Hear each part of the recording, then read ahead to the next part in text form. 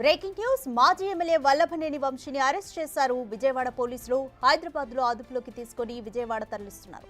అయితే తనకి అన్ని కేసుల్లోనూ బెయిల్ ఉందని ఎలా అరెస్ట్ చేస్తారంటూ పోలీసులతో వంశీ గొడవకు దిగారు. అయితే మరొక కొత్త కేసులో అరెస్ట్ చేస్తున్నట్లుగా చెప్పారు పోలీసులు. గన్నవరం టీడీపీ ఆఫీసులో కంప్యూటర్ ఆపరేటర్ గా పనిచేసిన సత్యవర్ధన్ ఫిర్యాదుతో వంశీని అరెస్ట్ చేసినట్లుగా సమాచారం.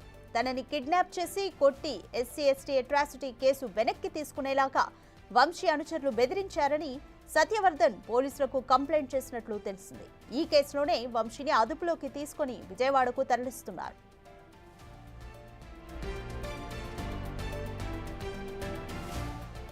గన్నవరం టీడీపీ కార్యాలయంపై దాడి కేసులో వంశీ సహా 88 మందిపై కేసు నమోదైంది. అయితే దాడి సమయంలో టీడీపీ ఆఫీసులో కంప్యూటర్ ఆపరేటర్గా పనిచేస్తున్న సత్యవర్ధన్ ఫిర్యాదుతో ఎస్సీ/ఎస్టీ అట్రాసిటీ కేసు కూడా రిజిస్టర్ అయింది. అయితే హఠాత్తుగా ఫిర్యాదుదారుడు సత్యవర్ధన్ ఈ కేసుకు తనకు ఏ సంబంధం లేదని కోర్టులో అఫిడవిట్ ఇచ్చాడు. ఘటన జరిగినప్పుడు తాను లేనని పోలీసులు బలవంతంగా సాక్షి సంతకం చేయమని చెప్పి చేయించుకున్నారంటూ కోర్టులో అఫిడవిట్ ఇచ్చాడు. దీంతో పోలీసులు సత్యవర్ధన్ను ప్రశ్నించగా వంశీ అనుచరులు తనని కిడ్నాప్ చేసి బెదిరించినట్లుగా చెప్పాడు.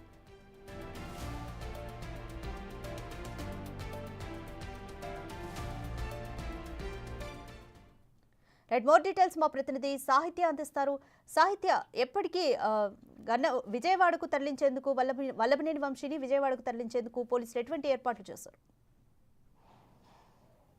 గన్నవరం టీడీపీ కార్యాలయం పై దాడి కేసులో అయితే కనుక ఇప్పటికే కొంతమందిని ఎవరైతే దాడికి పాల్పడ్డారో వాళ్ళందరినీ కూడా అదుపులోకి తీసుకున్న పరిస్థితి అయితే ఉంది. దాదాపు 88 మంది వరకు కూడా అక్కడికి వచ్చి టీడీపీ కార్యాలయంపై దాడి చేసినట్టుగా కూడా ఒక లిస్ట్ని అయితే కనుక తీసుకున్నారు. సిఐడి కూడా ఈ కేసును అయితే దర్యాప్తు కొనసాగిస్తూ ఉంది. దీనికి సంబంధించి కూడా 45 మందిని కూడా అరెస్ట్ చేసినట్టుగా కూడా ఇప్పటివరకు ఒక నివేదిక ఇవ్వడం జరిగింది.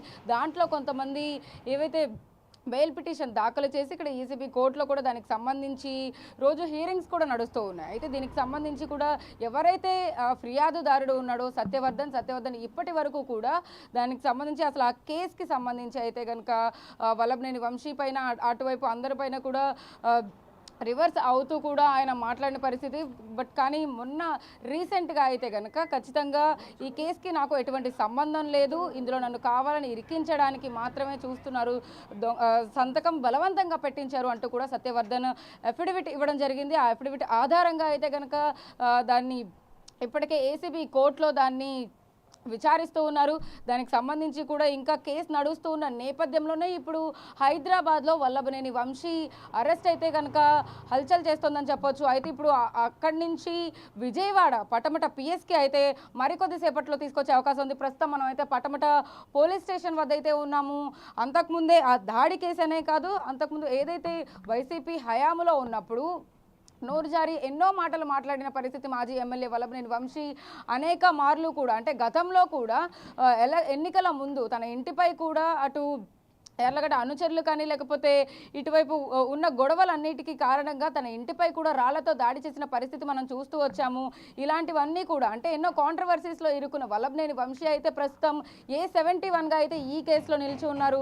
అయితే ప్రస్తుతానికి అక్కడ అరెస్ట్ చేసిన నేపథ్యంలో అయితే కనుక మరొక 2 గంటల సమయం పట్టే అవకాశం ఎంతైనా ఉంటుంది. కాబట్టి అయితే ఇక్కడ పోలీస్ స్టేషన్ వద్ద అయితే కనుక ఎలాంటి హడావిడి అయితే ఖచ్చితంగా కనబడట్లేదని మనం చెప్పొచ్చు.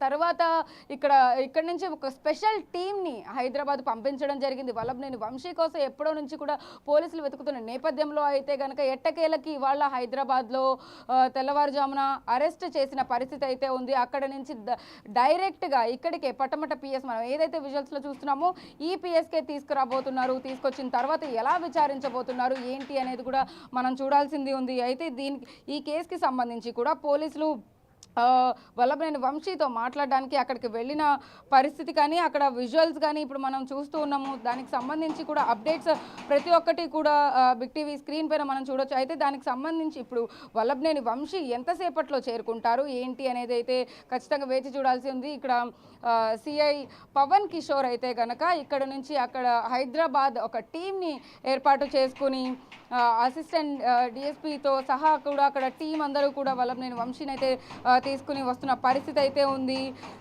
దాదాపు కొన్ని సెక్షన్లలో కూడా తనపై కేసు నమోదు చేశారు. బిఎన్ఎస్ సెక్షన్ 140, 308, 351, రెడ్ విత్ 3 కింద కూడా అనేక కేసులను అయితే కనుక ఎఫ్ఐఆర్ నమోదు చేయడం జరిగింది. 86/25 అనే కేసును కూడా వల్లభనేని వంశీ పైన అయితే కనుక పెట్టడం జరిగింది.